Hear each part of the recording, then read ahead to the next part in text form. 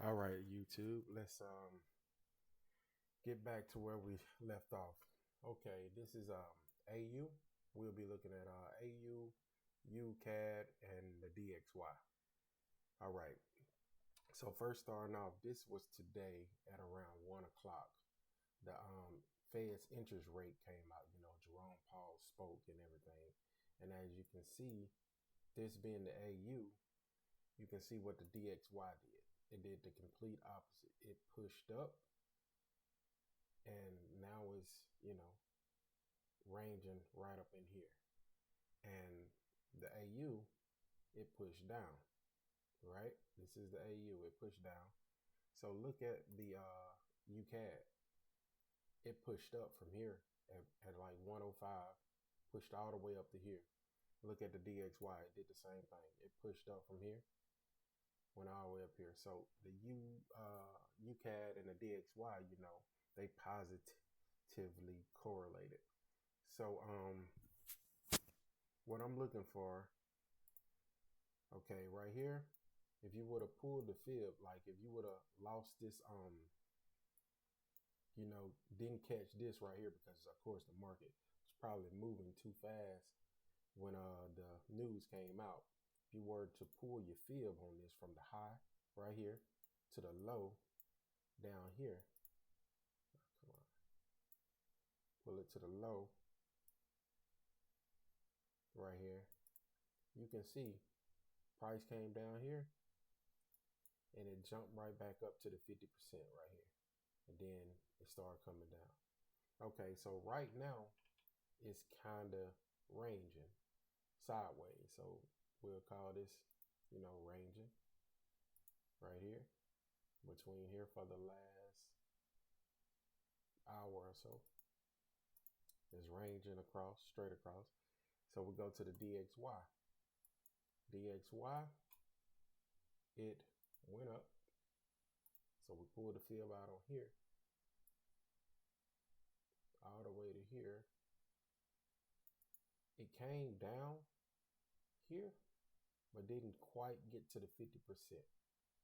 So me personally, it hit this fair value gap right here between these two wicks. It hit that and it took off. So me, I would say that the DXY would lose strength a little before continuing back up, or it could just break this trend line here, and continue up, which I'm hoping it doesn't come all the way back down, because I'm in some trades now that I got pretty much running on the USD being stronger than all the other pairs or whatever. So, but if it comes down here and need to pick up some orders or something and then go back, I'll be fine too. But I'm looking forward to continue to be strong. And we go look at the UCAD. Okay, we got right here. We got let's see what it did. All right, it went up. So we start from the low to the high. It got right there at it. It bagged all the way up. If you can see it right here, it came up to the high and it went right to the 50%, and then kind of staggered away from the 50, like that. So I'm looking for price to continue up because, I want the dollar to be stronger than the other pairs and, get around up in here. I already took the sales down. I'll move this out of place. I already took the sales down. So getting in the sales back, if you look back here where I told y'all I got in right here. So I took it all the way down. So we rolled that pretty good. And, when it started to stagger out, I got out about around here. I got out about around here, to be honest with you. I didn't try to hold it because I knew news was coming, even though it pushed down below me getting out, I just went ahead and closed the trade. But right now, if you look at UC, we are in what you would call discounted pricing, meaning that we are below the 50 on the external leg. And when I say external leg, I'm gonna go ahead and delete all of this so you can see what I'm talking about. Let me clear all this up. Delete most of this stuff here, because we already done worked with all of this. Okay. If you look from this high to this low, right? We go from this high to that low. We see right here where we broke structure right here, and we continue down. So this would mean that we are bearish, for the long term. As far if you go up to like the 15-minute, we broke. Did we break this right here? We almost broke it. Let me see. Did we break it? We almost broke through this low. I don't think that we broke it all the way. Let's see. We right there on the money, to be honest with you. So what I'll be looking for is price to move back up into premium levels, like go up here around the 50 and turn around, or it can go up here to, it can go up here to the 60. 62 is what I have on.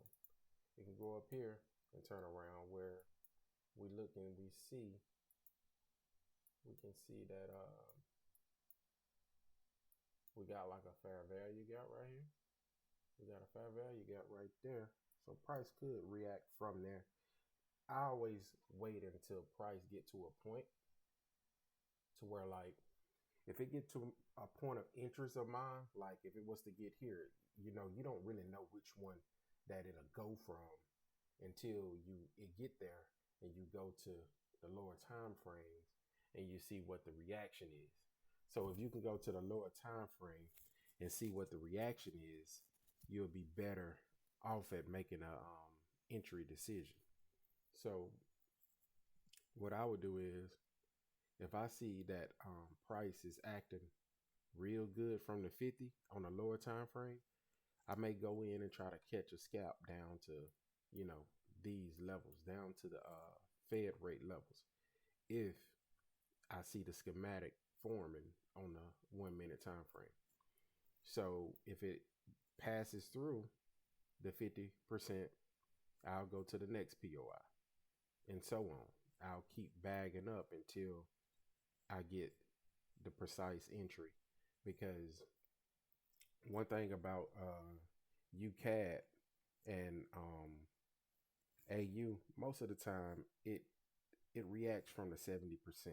From my study of back testing, it reacts more to the 70% than the 50% all the time. Now, if it get there and do this and come back, mitigate it and fall, it'll take out these lows right here, and I'll just hold it till it get down into this area here, and I'll get out that trade. That's my